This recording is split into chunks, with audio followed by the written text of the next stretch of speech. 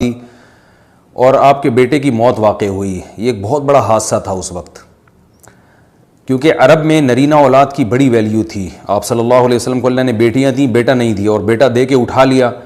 تو ایک بہت بڑا واقعہ تھا. اور اللہ کی قدرت کے اسی دن سورج بھی گرہن ہو گیا.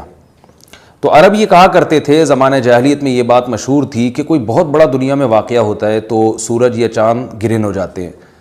اسی دن سورج بھی گرہن ہوا تو یہ بات پھیل گئی کہ محمد صلی اللہ علیہ وسلم سید الانبیاء رسول اللہ صلی اللہ علیہ وسلم کے بیٹے کی چونکہ موت واقع ہوئی ہے اس لیے سورج گرہن ہوا ہے. آپ صلی اللہ علیہ وسلم نے اس بات کی تردید فرمائی اور آپ نے فرمایا ان الشمس والقمر آیتان من آیات اللہ لا ينکسفان بموت احدہما، کہ سورج اور چاند اللہ کی نشانیوں میں سے ایک نشانی ہے. لا ينکسفان بموت احدہما ولا لحیاتہ، نہ تو یہ کسی کی موت کی وجہ سے گرہن ہوتے ہیں نہ کسی کی زندگی کی وجہ سے.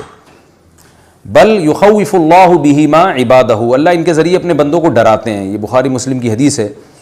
اپنے بندوں کو خوف زدہ کرتے ہیں. تو یہ اللہ کی نشانیاں ہیں اور آپ صلی اللہ علیہ وسلم نے اس موقع پر نماز کا حکم دیا، اللہ کے سامنے عاجزی اور انکساری کا حکم دیا.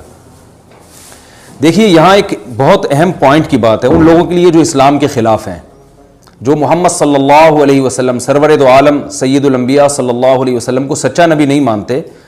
ان کے لیے اس حدیث میں آپ صلی اللہ علیہ وسلم کی نبوت کی ایک بہت زبردست دلیل موجود ہے. ایک واقعہ ہوا ہے آپ صلی اللہ علیہ وسلم کے بیٹے کی موت کا، اور عرب یہ ویسے ہی کہا کرتے تھے کوئی بہت بڑا دن ہوگا تو سورج گرہن ہوگا. تو کوئی بھی شخص جو جھوٹا نبی ہو، آپ خود بتائیے کہ کیا وہ ایسے موقع پہ اس واقعے کو اپنے حق میں کیش نہیں کرائے گا، اور وہ یہ کہے گا نہیں کہ میں تو پہلے ہی کہتا تھا میں بہت بڑی شخصیت ہوں اور میرے بیٹے کی موت ہونا، ایک پیغمبر کے بیٹے کی موت ہونا ہے تو یقیناً یہ اس اللہ کی طرف سے ایک نشانیاں ہے، یہ نشانی ہے سورج کا گرہن ہونا، یہ بتانے کے لیے ہے کہ واقعی یہ بہت بڑا دن ہے اور میں یعنی یہ بہت بڑا دن اس اعتبار سے کہ ایک نبی کے بیٹے کی موت واقع ہوئی ہے.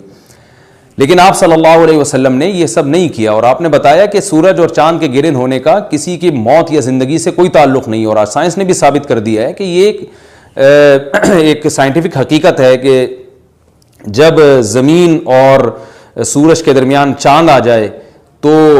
سورج گرہن ہو جاتا ہے، اور جب چاند اور سورج کے درمیان زمین آ جائے اور سورج کی روشنی چاند تک نہ پہنچ رہی ہو تو چاند گرہن ہو جاتا ہے. تو یہ ایک اس میں عبرت کی بات بھی ہے ان لوگوں کے لیے جو آپ صلی اللہ علیہ وسلم کی نبوت میں شک کرتے ہیں. البتہ آپ صلی اللہ علیہ وسلم نے اس موقع پر ہمیں حکم دیا کہ اللہ سے تضرع اور عاجزی اور انکساری کی جائے، اپنے گناہوں کی معافی مانگی جائے. اور نماز آپ صلی اللہ علیہ وسلم نے پڑھی. اس پہ بھی بعض لوگ اشکال کرتے ہیں کہ یہ جب ایک نیچرل پروسیس ہے تو اس میں اتنا گھبرانے کی، کیونکہ حدیث میں آتا ہے آپ صلی اللہ علیہ وسلم بہت گھبرائے، تو اس میں گھبرانے کی کیا بات ہے؟ تو یاد رکھیے ہر نیچرل پروسیس جو ایک عام معمول سے ہٹ کر ہو اس میں انسان کے لیے ایک عبرت کی بات ہوتی ہے. ہم دیکھتے ہیں رسول اللہ صلی اللہ علیہ وسلم کے دور میں جب تیز ہوا چلتی تھی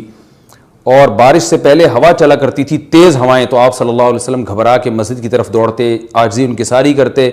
اللہ تعالیٰ سے یہ کہتے کہ اللہ تو نے تو مجھ سے وعدہ کیا ہے کہ جب تک میں ان کے درمیان موجود ہوں تو ان کو عذاب نہیں دے گا. تو یہ خوف کا غلبہ تھا آپ صلی اللہ علیہ وسلم پر. کیوں؟ وجہ اس کی یہ تھی کہ یہی حالات قوم عاد اور قوم سمود پر بھی آئے ہیں. قرآن میں آتا ہے نا فَلَمَّا رَأَوْهُ عَارِضًا مُسْتَقْبِلَ أَوْدِيَتِهِمْ قَالُوا هَذَا عَارِضٌ مُمْطِرُنَا بَلْ هُوَ مَا اسْتَعْجَلْتُمْ بِهِ رِيحٌ فِيهَا عَذَابٌ أَلِيمٌ تُدَمِّرُ كُلَّ شَيْءٍ بِأَمْرِ رَبِّهَا فَأَصْبَحُوا لَا يُرَىٰ إِلَّا مَسَاكِنُهُمْ، کہ وہ بادلوں کو دیکھ کے کہنے لگے یہ تو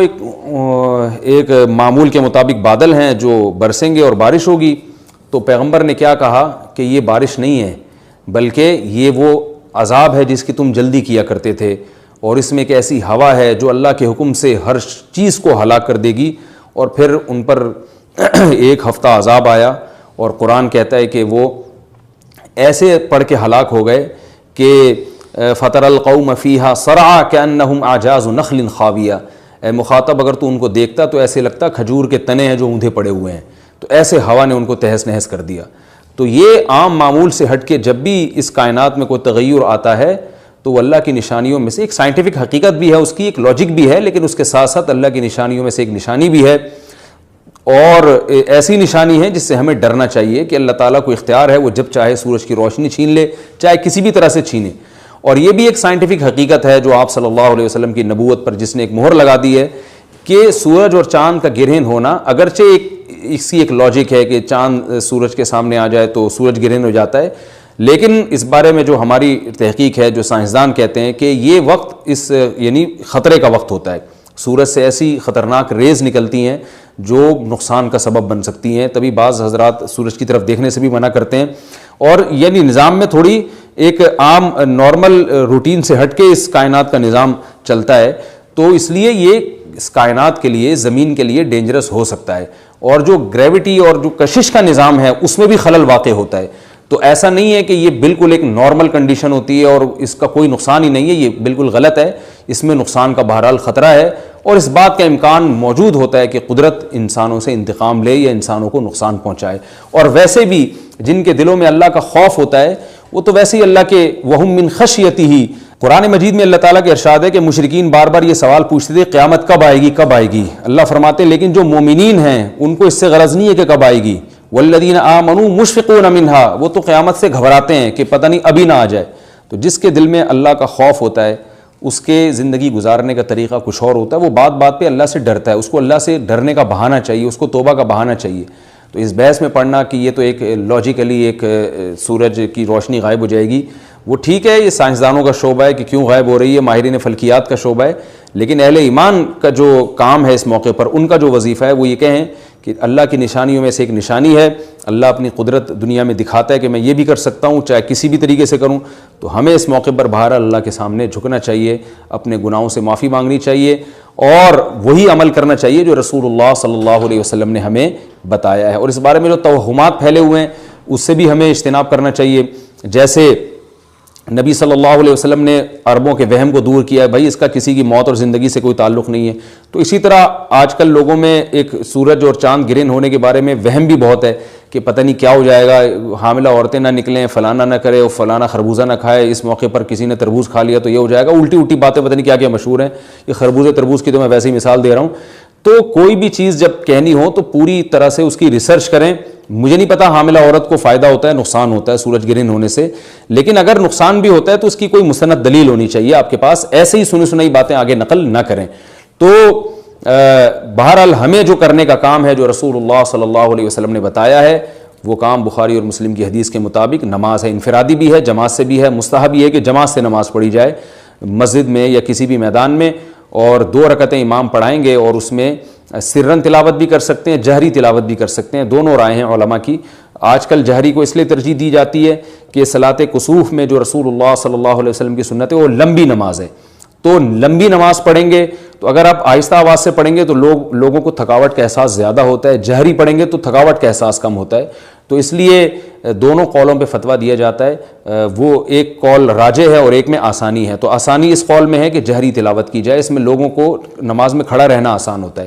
تو لمبی سے لمبی نماز پڑھی جائے، اس میں 2 رکعتیں پڑھی جائیں اور خوب طول دیا جائے اس کو، اور اتنا طول دینا کہ لوگوں کا خطرہ ہو کہ نمازی چھوڑ کے بھاگ جائیں گے، یہ بہرحال درست نہیں ہے، کیونکہ آپ صلی اللہ علیہ وسلم نے امام کو مقتدیوں کی رعایت کا حکم دیا ہے۔ اور کوئی جماعت سے نماز میں شریک نہیں ہو سکتا تو گھر میں نماز پڑھیں، انفرادی نماز پڑھیں، نماز نہیں پڑھ سکتے تو توبہ استغفار کریں۔ بہرحال یہ وقت جو ہے توبہ استغفار کا ہے، اپنے گناہوں سے معافی مانگنے کا ہے۔ اللہ تعالی ہم سب کو عمل کی توفیق عطا فرمائے۔ وما علینا الا البلاغ۔